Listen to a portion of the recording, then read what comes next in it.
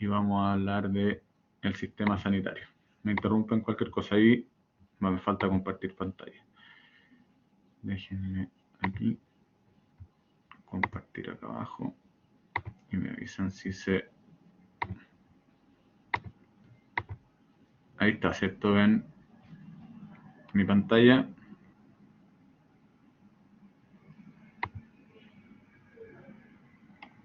¿Se ve entonces?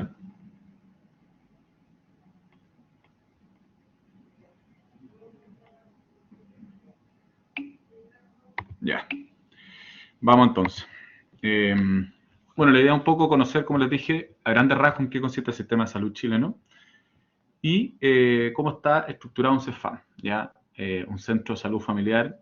Ustedes van a ver aquí en la reforma que pasamos de ser centro consultorio a centro de salud y a centro de salud familiar. Acá en Chile en general hay dos grandes sistemas. Un gran sistema público, ¿ya? Que es alrededor del 80% de la población que está adscrita a este Fondo Nacional de Salud, que es FONASA, ¿ya? Y por otro lado, un sector privado que lo constituyen ISAPRE y algunas otras aseguradoras, ¿ya? En general, este es un tema que está bastante en discusión ahora por la crisis financiera que tiene la ISAPRE, ¿ya? Y también la pandemia ha hecho que la ISAPRE estén financieramente muy mal, y ahí es lo que va a haber. Además hay una posible reforma constitucional, independiente de lo que haya pasado en el plebiscito, sí se quiere hacer una reforma que este sector público incluso sea más grande y existan seguros, y va a ver qué pasa con la ISAPRE. Probablemente muchas ISAPRES van a quebrar y efectivamente van a dejar de existir, y estos 3,5 millones de afiliados en general podrían pasar al sistema público, lo que generaría claramente una saturación, probablemente va a haber más lista de espera, y el sistema público tendría que absorber una carga mayor. Y eso es lo que están veremos, pero puede que eso pase. Cuando uno ha conversado con personas de ISAPRES, te dicen que efectivamente la probabilidad de que alguna ISAPRES desaparezcan es muy cierta, ¿ya? Y en eso estamos. Entonces ahora hay que ver cómo se resuelve esto y se maneja la crisis de la ISAPRES con esta reforma de salud que se quiere hacer. Ahora, en el artículo que había en el borrador, la verdad es que salía más o menos un poco lo mismo, que había un ente privado y uno público, ahí alguien está escribiendo, y efectivamente no dejaba mucho más margen, sino que como que decía que tenía que haber un sistema privado y un sistema público, y alguien escribió el chat. Mira, en general se habla de dos grandes cosas por qué las ISAPRES están un poco en crisis. Uno, efectivamente, yo creo, es de que los costos de muchas cosas subieron en algunas cosas, pero el gran problema, ¿qué es lo que dicen? Efectivamente es que mucha gente también se desafilió, porque por la pandemia mucha gente perdió obviamente la posibilidad de poder financiar un servicio, una ISAPRE que no son baratas, y eso bajó también un poco los ingresos que tenían. Y por otro lado, el tema de licencias médicas. Yo creo que esa es la gran crisis que ha generado el tema. Tuvieron que pagar las licencias médicas y efectivamente hubo muchas licencias durante la pandemia. Entonces yo creo que ahí está el gran problema financiero que tuvieron las ISAPRES, que dejaron de ganar, y eso es lo que te explican por lo menos, que el tema de lo otro, los reajustes que se hicieron y que ahora hubo un recurso de protección donde las ISAPRES deben pagar unos 10.000 millones de pesos a los afiliados por haber aumentado los planes, y la Corte Suprema falló. Entonces eso va a hacer que además tengan que pagar 10.000 millones más, con todo lo que tuvieron que cubrir de licencias médicas, con la baja en afiliados que tuvieron. Yo diría que esos son como los tres factores que podrían estar afectando a la ISAPRE.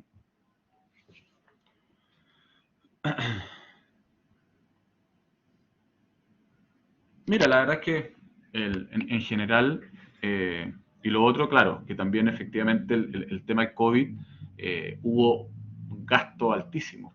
Hubo gasto altísimo en hospitalizaciones, porque los pacientes en general, ustedes supieron que al principio los primeros pacientes estaban hospitalizados un mes, 2 meses promedio. Entonces, claramente el día UTI en las clínicas es carísimo. y eso también generó, a pesar de que el Estado ayudó muchas veces, pero lo que está pasando también es que, por ejemplo, FONASA, y eso ha pasado por eso también, la crisis le pega un poco a las clínicas. FONASA no paga con la rapidez que uno quisiera. ¿Ya? FONASA no siempre paga en el momento, de decir, como el paciente, que es lo que están haciendo un poco la ISAPRE, que ahora el paciente tiene que pagar y después busca un reembolso. Antes era como que el paciente llegaba y te podía después reembolsar sin tener que pagar inicialmente, y ahora están exigiendo que el paciente pague. Y FONASA muchas veces no paga. Entonces eso también en las clínicas ha generado problemas grandes, donde las clínicas no tienen flujo. Dieron las prestaciones durante la pandemia, FONASA no le ha pagado y no tienen flujo. Y eso también pasó un poco con la ISAPRE, se encarecieron mucho las hospitalizaciones, ¿ya? Y la licencia. Eso yo diría que es como mi visión. Ahora es difícil el tema que viene ahora, porque efectivamente va a pasar mucha gente al sistema público, ¿ya? Y aquí es donde juega un rol los CEFAM, porque que siempre se ha hablado de esto y un poco lo que vamos a hablar en el contexto en que se han visto los CEFAM. Como les digo, estamos articulados en una red pública donde están los servicios de salud y está la atención primaria, que son el primer nivel de atención, la atención primaria como estrategia, donde están los consultorios y los CEFAM, ¿ya? Esto es un gran como organigrama en el fondo, y acá en el fondo las funciones están bien separadas, como la función de rectoría, que el Ministerio de Salud es el ente rector, el que dicta las políticas de salud, ¿ya? Existen estos consejos asesores que ustedes lo han visto, que estuvieron bastante metidos en el tema pandemia, de poder tomar todas las decisiones. Está el ministro de Salud, existen dos grandes subsecretarías, la Subsecretaría de Salud Pública y la de Redes Asistenciales. Después están los fiscalizadores, donde está el Instituto de Salud Pública, que fiscaliza todo lo que es, por ejemplo, el tema de los fármacos, el tema del uso de los psicotrópicos. Ellos son bien estrictos en el tema del uso psicotrópico, de la receta retenida, de los medicamentos que hay que comprar, y siempre hay que, los botiquines, por ejemplo, ¿no? Acá yo ahora estoy en una clínica privada, y efectivamente tenemos que llevar un conteo del botiquín, de los medicamentos. Cada vez que uno quiere aumentar el arsenal farmacológico, tiene que hacer una solicitud al ISP. Cuando hay que votar los medicamentos vencidos, también vienen a fiscalizar, actúan como ministro de fe, lo hacen, ¿ya? La superintendencia, que regula en general de salud, fiscaliza a los distintos prestadores, ¿ya? Tanto a la ISAPRES como a FONASA, y la CEREMI, que en el fondo es la autoridad sanitaria. La CEREMI cumple un rol súper fiscalizador de que los procesos, las cosas se hagan bien, ¿ya? Cuando viene, por ejemplo, no sé, yo quiero abrir una sala de ginecología, un box de ginecología. Existe una norma técnica básica que te dice todo lo que tiene que llevar una sala de ginecología. La camilla, el área sucia, área limpia, un baño para el paciente, el vestidor, todo eso que viene. Ellos vienen, uno presenta una carpeta a la CEREMI, de autorización. La CEREMI te dice, perfecto, yo voy para allá, y hacen una visita, inspeccionan que todo esté ok y te dan una autorización para que tú puedas funcionar.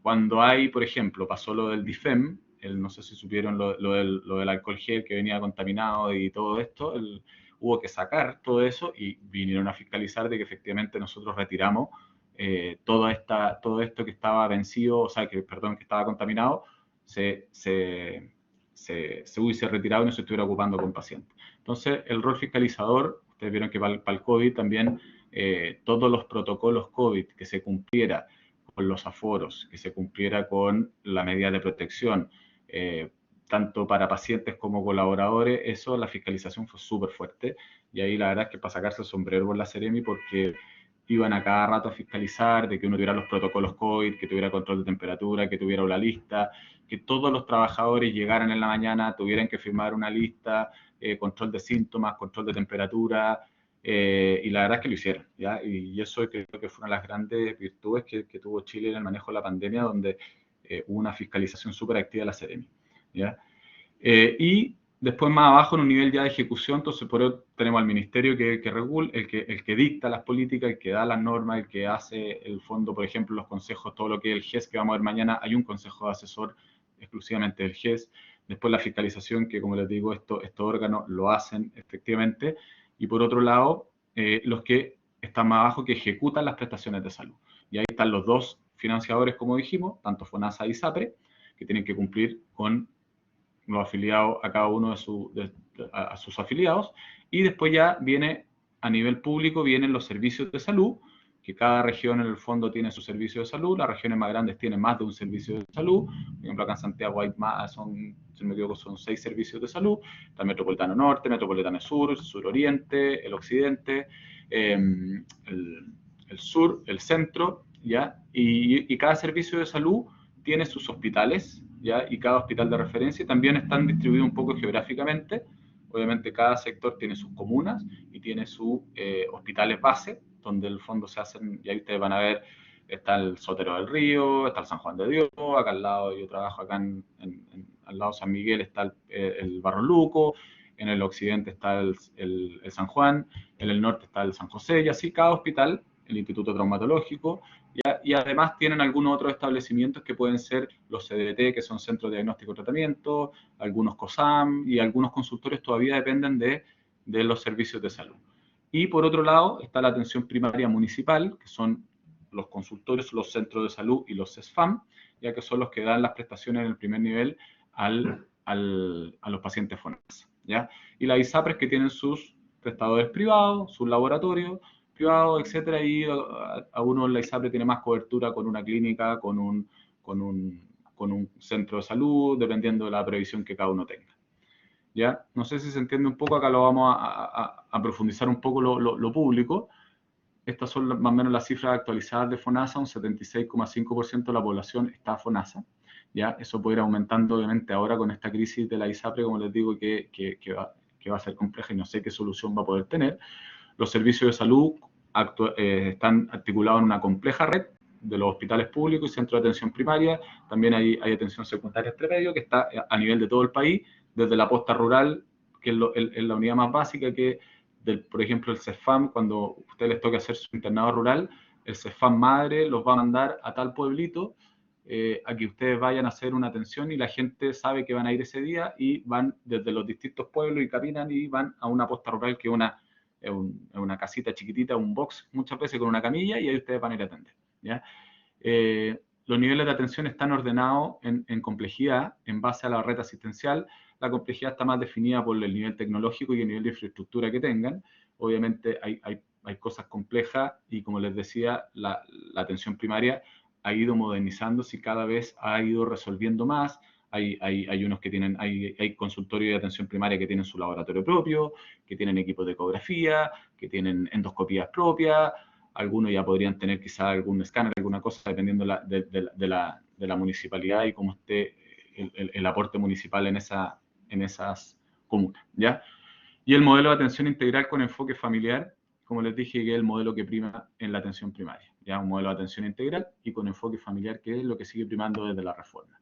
Entonces, ustedes ven acá cómo estamos un poco ordenados. Este es como un mapa, la comunidad, la familia, el barrio, el intersector, como les dije, los centros de salud familiar, que son los CEFAM, consultorios. No todos lados hay puro CEFAM, sino que hay centros de salud todavía, consultorios, y esa es una pauta que te aplica el servicio de salud, de acuerdo a las prestaciones y al nivel de complejidad que uno tenga. Uno va calificando en consultorio solamente la parte más asistencial, centro de salud ya tiene algunas otras prestaciones, y centro de salud familiar con lo que hablamos ayer, con visita domiciliaria, con consejería, con estudios de familia, y eso va aumentando. Y hay centros de salud familiar ya de excelencia que manejan sus presupuestos propios y tienen su plata, y ellos pueden gestionar sus recursos también. ¿Ya? Eso es una pauta que se aplica y se va viendo. Los CECOF, que son centros comunitarios de salud familiar, que son pequeños consultorios que dependen del consultorio o centro de salud madre y que están insertos en la misma comunidad. Esa fue una estrategia que se hizo en el primer gobierno de Bachelet, donde efectivamente se descentralizó un poco el CEFAM por razones geográficas y se ponía un pequeño consultorio con un equipo multidisciplinario al centro de esa comunidad. Que son buenas estrategias que efectivamente hacen que las personas puedan acceder más fácil a la atención primaria. El SAMU, que es la red de urgencia, que es pública, ya ahora que el SAMU funciona muy bien. De repente uno llama al SAMU o llama a una institución privada y llega primero el SAMU con una capacidad técnica súper buena y con una atención al paciente muy buena. Cuando hay situaciones realmente de riesgo vital, llegan y muy bien. Después están los hospitales, como les digo, distintos tipos de hospitales tipo tipo 4, que son hospitales de más baja complejidad, después ya hospitales de más complejidad, después hay hospitales nivel terciario que se llama, que son hospitales ya más altos, y también centros de referencia nacional, ¿ya? Donde llegan, por ejemplo, el Instituto Traumatológico es el referente en traumatología, el Instituto de Neurocirugía, y hay algunos, el Instituto Nacional del Cáncer, que son ya centros de referencia a nivel país, donde llegan pacientes de todo Chile, ¿ya? ¿Cómo iba un poco la reforma? La reforma de la salud efectivamente antes había un modelo netamente biomédico, donde habían puros consultorios, y se fue desde la década de los 90 ya la municipalización de los consultorios ocurrió antes, en la década de los 80, donde los servicios de salud tenían la administración de los consultorios, y esa administración se pasó a la municipalidad, ¿ya? Y que la gran mayoría de los consultorios son municipales actualmente y dependen del alcalde, ¿ya? Pero entonces tienen esta doble dependencia donde técnicamente dependen de un servicio de salud en el sector donde ellos están, pero administrativamente dependen de la comuna donde están, en este caso director de salud o director del CEFAM, y de las políticas que también tenga ese alcalde. Entonces hay una doble dependencia técnica del servicio a través del Ministerio de Salud a través del servicio, y por otro lado otra dependencia administrativa. Después fueron pasando a centros de salud y hasta la fecha ya se habla de CESFAM y en general existen muy pocos ya centros de salud o consultorio, cada vez menos, pero casi todas las comunas tienen su CESFAM y van postulando, y obviamente los recursos llegan en más plata lo que llega cuando tienen más prestaciones, y obviamente los directores de servicio actúan como las personas que manejan toda la red es el gestor de ese servicio de salud. Hay un enfoque en redes asistenciales, donde efectivamente el trabajo tiene que ser en red desde lo más básico hasta lo más complejo. Como les decía, en el modelo de salud familiar debiéramos hacer un seguimiento de ese paciente, ver dónde está, ver dónde se atiende. El GES o AUGE, que antes se llamaba AUGE, Acceso Universal y Garantía Explícita, y que ahora se llama GES, Garantía Explícita en Salud, es un régimen de garantías, o sea que la ley dice que tú tienes que cumplir con esas patologías y con esas prestaciones para que uno efectivamente le dé tiempo, cobertura sin costo al paciente en los tiempos que cada patología viene definida, ¿ya? Y eso es bien importante. El modelo de atención, de un modelo biomédico netamente a un modelo biopsicosocial integral, con atención integral biopsicosocial, preocupándose también de otros factores, y obviamente, ¿qué es lo que siempre se ha hablado? En la práctica debiera ser así, donde lo que yo les dije en la primera clase, lo ideal es que la atención primaria y el médico familiar resuelva un 90% de la patología y de ahí para arriba, 90-95%. Por lo tanto, el énfasis tiene que estar acá, tiene que estar en tener un sistema de atención primaria, CESFAM, potentes, con alta capacidad resolutiva, con buenos profesionales, con buenos programas de salud, con buena accesibilidad, que no haya que levantarse a las 5 de la mañana para dar la hora, sino que el paciente pueda llegar y pueda tener una atención donde se manejen los programas cardiovasculares, el programa crónico, el paciente retire sus medicamentos como ocurre, se ponga su vacuna, retire su leche, su alimento, la crema años dorados, los adultos mayores, y eso funciona bien si efectivamente yo tengo a esa población con buena cobertura de salud, con sus patologías compensadas, los que son sanos, mantenerlos sanos, mantener actividad educativa y tener actividades preventivas para que estas personas no se nos enfermen, esa debería ser la base de un buen sistema, como ocurre en los países desarrollados, donde efectivamente la medicina familiar es importante, el médico de familia en algunos países, como Canadá, para el sistema sanitario es tan importante que efectivamente tienen mayor ingreso económico que el especialista, porque para el sistema es más importante que este médico tenga a sus pacientes sanos a que los tenga enfermos. Para un sistema es más barato tener un paciente sano en su casa tomando una metformina, un diabético, que tenerlo en una UCI por un infarto. Entonces, esas son las cosas, a eso tiene que apuntar el sistema sanitario chileno, a tener una buena atención primaria con todas estas características que les dije y que ojalá pueda dar cobertura y resolutividad a la mayor cantidad de personas. Estamos lejos de eso, en algunos lados ocurre, en algunas comunas sí, en algunas comunas no, depende mucho de la gestión local y depende mucho del financiamiento también, pero yo les diría que más que el financiamiento es un tema de gestión local. La salud municipal, como les dije, esto se hizo en la década de los 80, se municipalizaron los consultorios, existe una ley de atención primaria, un estatuto, ya, y en alguna municipalidad hay corporaciones y departamentos de salud que es distinto porque la corporación es como una entidad pública que administra platas privadas, sin fines de lucro, que administra salud y educación. En otro lado es la salud municipal, entonces que depende directamente del alcalde. Las corporaciones dependen de un secretario general, que además depende del director de salud. Yo fui director de salud de una comuna y dependía de un secretario general, pero el jefe directo final, o sea, el jefe final es el alcalde, ¿ya? Como les digo, baja complejidad desde el punto de vista de infraestructura, equipamiento. Ahora, si uno va, hay consultorio último modelo, que tienen todas las condiciones, que son consultorios de primer nivel, y efectivamente eso se ha ido mejorando bastante en la infraestructura, y con alta cobertura de la población. O sea, los pacientes, como les dije, más de un 80% de las personas debería pasar por los consultorios. Ahora, con alta resolutividad, y esto un poco cómo está organizado un CEFAM. En general, los CEFAM, como les dije, los centros de salud familiar, tienen un director, tienen un subdirector muchas veces, tienen un equipo gestor, que son las personas, en este caso el subdirector, y los distintos encargados de programas. Existe el programa del niño, el programa del adolescente, del adulto mayor, el programa Chile Crece Contigo, y existe una serie de programas que tienen un encargado, que reciben una asignación especial. Y además, por otro lado, yo tengo los sectores, ¿ya?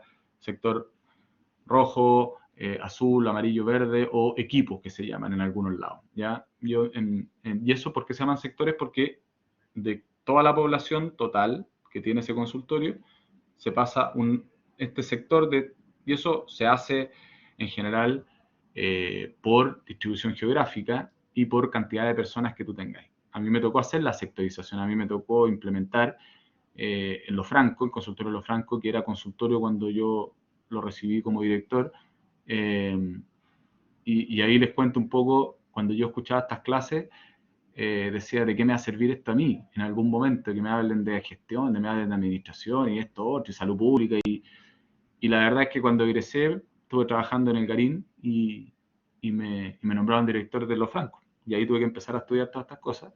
¿Ya? Y efectivamente tuvimos que partir de cero, y tuvimos que sectorizar nosotros la población. Empezar y decir, ya, este es el mapa de la comuna, ya mira, de esta calle hasta calle hasta calle, ¿cuánta gente vive? Tanta, ya mira, este es el sector 1, este es el sector 2, este es el sector 3. Que fueran equitativos, pero sin un diagnóstico claro de qué tipo de personas vivían eso. Entonces, todas estas personas que son los encargados de programa, más los jefes de sector, son el consejo técnico administrativo, donde uno como director se reúne con ellos una vez a la semana, cada 2 semanas, y toma las decisiones del consultorio, del CEFAM, perdón, y va diciendo qué tenemos que hacer, qué es lo que ha pasado, cómo va este programa, los indicadores, las metas, y se juntan bastante. ¿Ya? Hay una secretaria, una IRS, que es la Oficina de Información, Reclamo y Sugerencia, que es súper importante, y también hay una fiscalización importante ahí de que se contesten los reclamos de forma pertinente, de que efectivamente el paciente tenga una orientación real.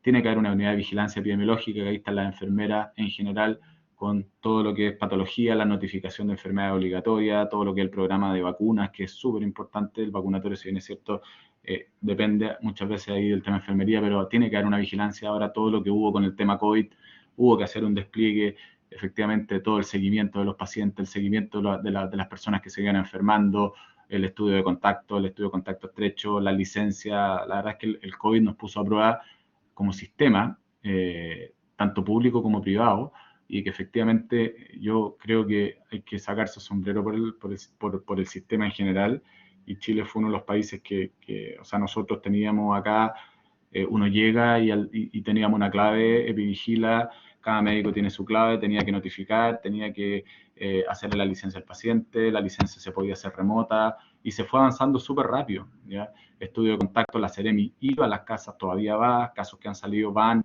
hacen estudio de contacto, que uno no saliera efectivamente, o sea, después del plan de vacunación, que fue un éxito. Entonces, creo que todo esto ha sido una unidad de vigilancia epidemiológica que la verdad es que Chile es un lujo que la tenga así.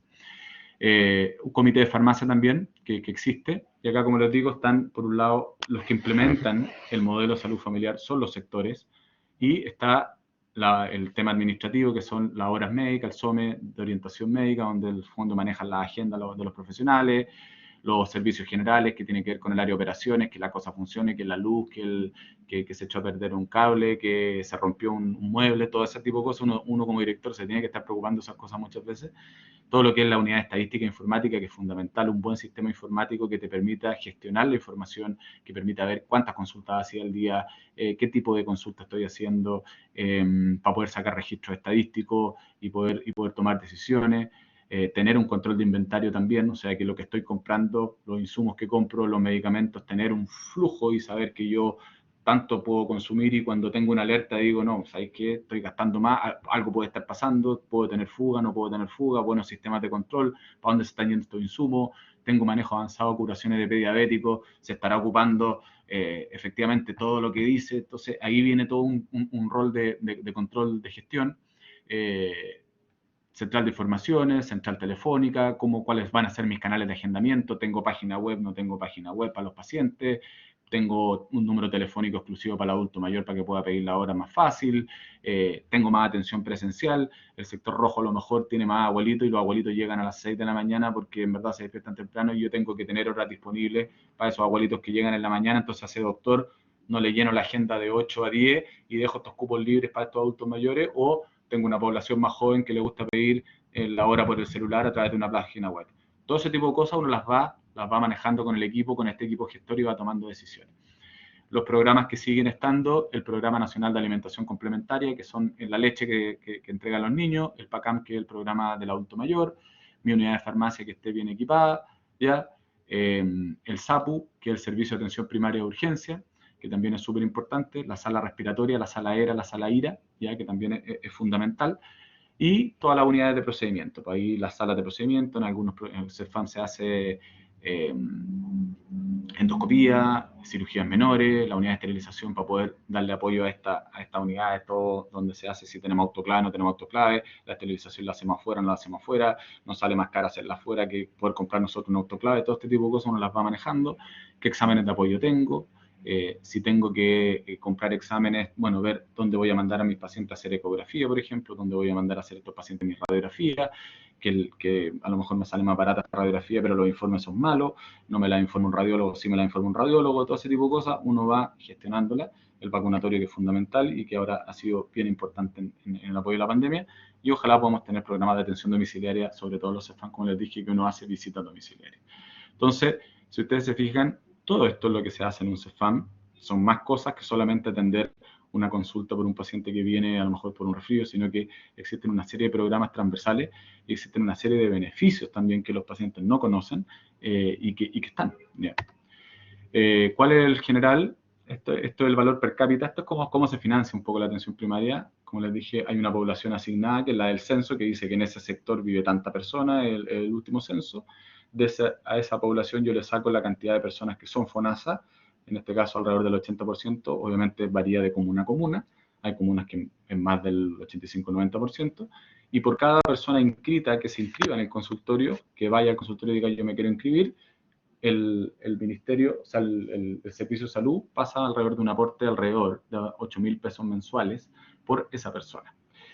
En general, estudios que uno hace, más o menos el 50% de los pacientes se atiende solamente. El resto de las personas inscritas, el 50% se inscribió y nunca se atendió. Pero es el aporte principal de los CEFAM, que es el famoso per cápita. ¿Ya? Después hay un aporte municipal, que es lo que la municipalidad pone todos los años y dice: yo voy a aportar este año 200 millones, 300 millones, 400 millones. Obviamente, dependiendo del tipo de municipalidad, el aporte es lo que pesa más. Generalmente pesa más el per cápita, por ejemplo, así sacar la cuenta, o sea, una comuna promedio en Chile de 100.000 personas más o menos tendrá inscrito en cada CEFAM, no sé, 70.000, o sea, a nivel de la comuna, y por cada eso llega al mes 8.000 pesos, por eso 70.000, por ejemplo. Entonces, comunas grandes tienen un ingreso per cápita mayor, ¿ya? Puente Alto, Maipú, pero también tienen un aporte municipal. Entonces, las comunas que tienen mayores recursos, principalmente comunas del sector oriente, el aporte municipal supera el aporte per cápita. Por lo tanto, uno puede gestionar mucho más recursos, a diferencia de comunas más pobres, que efectivamente el aporte municipal es mucho menor. ¿Ya? Y también vienen los convenios que uno puede sacar y estos convenios son con el Ministerio de Salud, donde el alcalde con el Servicio de Salud firma un convenio, por ejemplo, están los programas que llegan financiados, pero existe este convenio programa resolución de especialidades. A mí me pasan, como director de salud, uno tiene que gestionar endoscopía y me pagan por hacer 300 endoscopías, por hacer 500 ecografías. Y yo tengo que rendir esa plata y ahí yo tengo que salir a buscar estos convenios con otras instituciones para poder decir dónde voy a hacer estos exámenes. ¿Ya? Esos son los convenios públicos y también hay convenios privados con, por ejemplo, laboratorios, convenios con algún centro médico, los convenios con las universidades, donde efectivamente las universidades pagan un derecho a campo clínico, entonces uno recibe también un ingreso extra, centros de formación técnica, y esos son un poco el aporte de la atención primaria. Pero como les digo, los dos grandes aportes son el aporte municipal y el per cápita famoso, que son por cada paciente que uno tiene inscrito, a uno se le da esa atención. ¿Cómo está ordenado un CEFAM? Por un lado, ya dijimos ya la parte administrativa, y acá en el fondo estos son los ejes de trabajo. Por un lado, la parte asistencial, que tiene que ver con los pacientes que vienen a atenderse con nosotros por distintas patologías, con un enfoque curativo, lo que les dije, calidad humana y técnica. El médico familiar tiene que tener un buen vínculo con el paciente, una buena relación médico-paciente, pero que tiene que estar preparado en las patologías más frecuentes que va a atender. Después, el eje de la organización, todo lo otro que hablamos, cómo está estructurado este CEFAM, es un tema que uno como director va viendo a quién voy a elegir de jefe de programa, veo si hay algún líder positivo dentro del equipo y a lo mejor lo voy a poner de jefe de sector, veo que hay un líder negativo, a lo mejor tengo que ver qué hago con esta persona, tengo algún TENS, por ejemplo, que veo que es muy proactivo, que maneja muchas cosas, o a un personal administrativo que efectivamente es un líder dentro de la organización, ¿por qué no podría asumir un cargo de jefatura?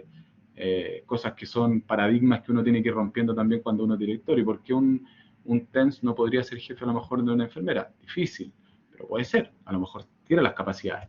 O darle herramientas a otras personas que efectivamente también lo pueden hacer. Entonces uno va armando los equipos, uno va poniendo los liderazgos, y esa es parte de cómo yo organizo mi CEFAM. Los programas, cómo los voy estructurando, todos los programas no todos tienen que ser igual para todos, ahí voy viendo. El eje de participación, como les dije, la comunidad siempre presente, existe un consejo consultivo que se reúne con su equipo, con su comunidad, los directores, uno como director se reúne con la comunidad periódicamente y eso uno lo va viendo. Y el eje intersectorial, lo mismo que hablamos del modelo de salud familiar, cómo yo me relaciono con el resto del sector, ya con Carabineros, cómo me relaciono con la Junta de Vecinos, con el Centro Madre, con el Club Adulto Mayor, etcétera, cómo vamos haciendo acciones de salud en conjunto. Súper importante tener un buen diagnóstico de situación, dónde está mi CEFAM, qué es lo que tengo cerca, qué población tengo, cada sector tiene que tener clarito qué es lo que atiende, qué problemas puedo tener de salud en ese sector donde yo estoy atendiendo, definir mi visión y misión, hacer un proceso de planificación estratégica con el equipo de salud y saber nosotros como CEFAM, es cierto, tenemos unas orientaciones ministeriales, tenemos que cumplir metas sanitarias, tenemos que hacer esto, pero nosotros, ¿qué queremos hacer? Darle una identidad a ese equipo. Obviamente nos orientamos por la directriz de salud familiar, que viene orientado desde el ministerio, como les dije, que es el órgano rector, pero nosotros también queremos hacer algo distinto o queremos seguir con la inercia tradicional. Lo más importante para mí, creo que es tener buenos equipos de trabajo, ¿ya? Que las personas que trabajan con uno estén cómodos, estén contentos, tener un buen ambiente laboral, y efectivamente cuando uno tiene un buen equipo consolidado, las metas al final llegan solas. Siempre estar comunicando los cambios y estar comunicando las cosas buenas y las cosas malas. Hablar más desde el refuerzo positivo que del refuerzo negativo. Siempre nosotros, cuando llega un reclamo, al tiro llamamos a la persona, pero cuando llega una felicitación, no la llamamos. Y cuando la llamamos por una felicitación, se sorprende. Y eso obviamente motiva a que esa persona que lo hace bien, y si le llegan felicitaciones, si yo lo refuerzo de forma positiva, va a seguir trabajando contento y es mejor. El tema de la participación comunitaria es siempre manejar un buen liderazgo, ¿ya? Es distinto tener un cargo de jefatura que ser líder, y eso uno puede tener un cargo de jefatura y hay personas que no tienen cargo de jefatura pero que son líderes, y hay que efectivamente el líder es esa persona que el resto la sigue por cosas generalmente positivas, y eso es importante. Por eso es súper bien, es súper bueno poder identificar líderes positivos en los equipos y poder ponerlos en cargos estratégicos. como les dije, aplicar el modelo de atención integral con enfoque familiar, con énfasis en la promoción, los mismos principios de la salud familiar que vimos en la primera clase, promoción, prevención, alta capacidad resolutiva, con calidad técnica, calidad humana, con eje en la participación comunitaria y siempre un trabajo intersectorial y en red.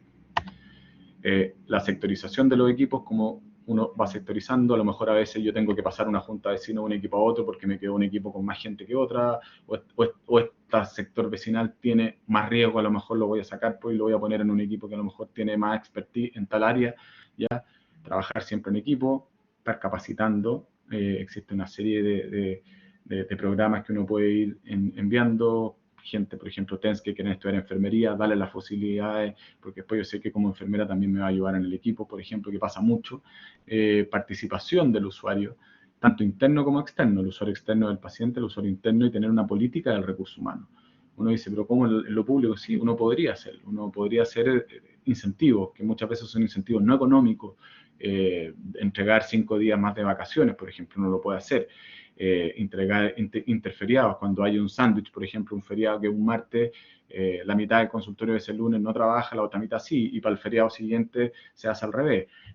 Horas de autocuidado, y yo lo implementé en un CEFAM que fui director, donde efectivamente los viernes empezaba el SAPU, en vez de empezar a las 4, el SAPU, que es la atención primaria, el servicio de urgencia, empezaba a las 2, y de 2 a 4 tenían 2 horas de autocuidado, tenían que estar ahí obviamente, pero los hombres jugábamos fútbol, las mujeres también jugaban fútbol, jugaban cartas, jugaban bingo, lo que fuera, y había yoga, reiki, profesor de zumba, teníamos de todo, y efectivamente eran 2 horas de autocuidado semanales. ¿Ya? Entonces, con ese tipo de cosas, uno también mantiene a los equipos motivados y a los equipos contentos.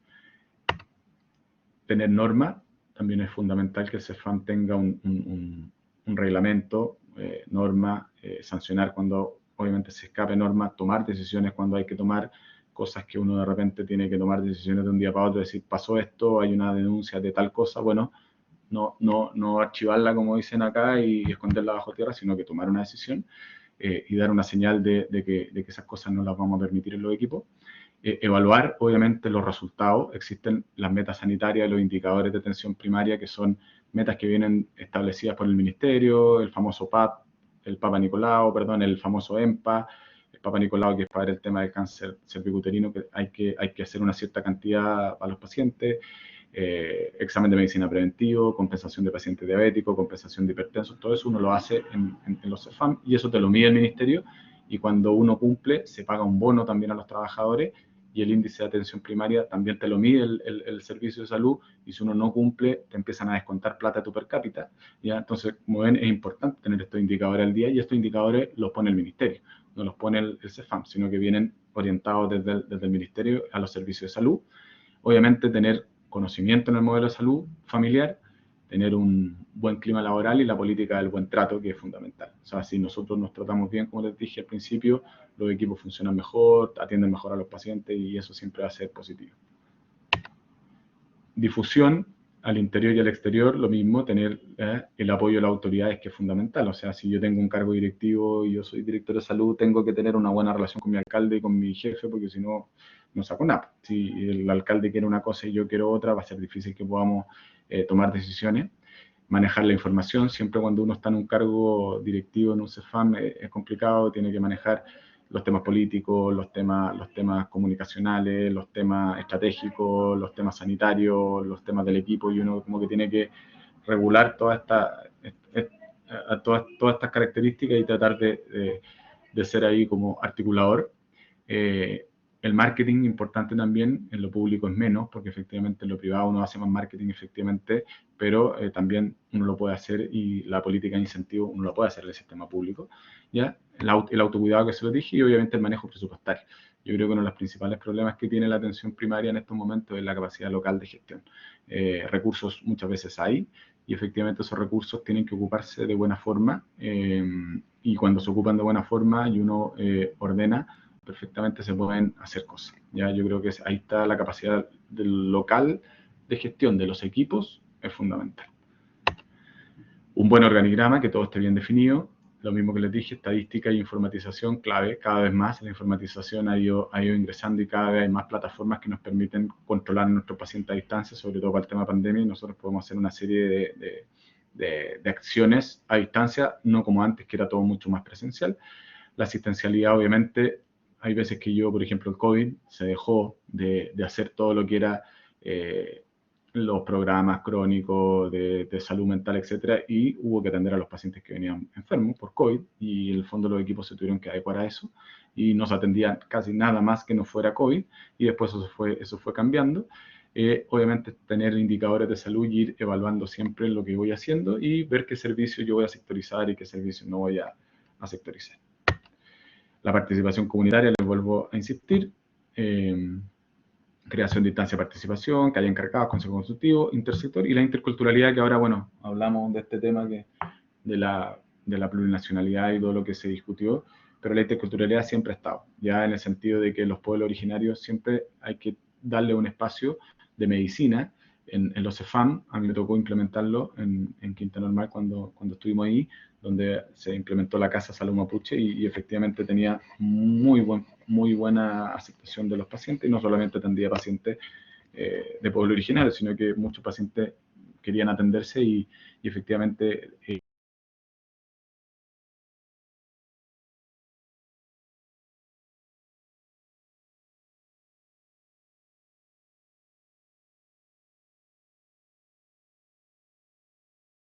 otra cultura, y eso también es parte de lo que uno tiene que hacer como gestor de recursos, donde también incorpore las creencias y incorpore a estas poblaciones en mi diagnóstico de salud y en mi equipo de trabajo.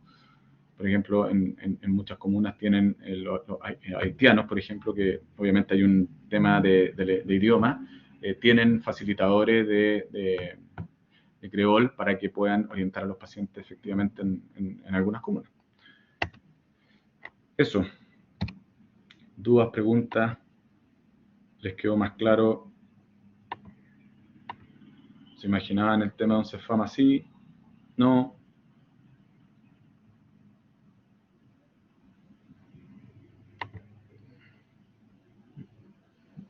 ¿Preguntas? Estoy compartiendo.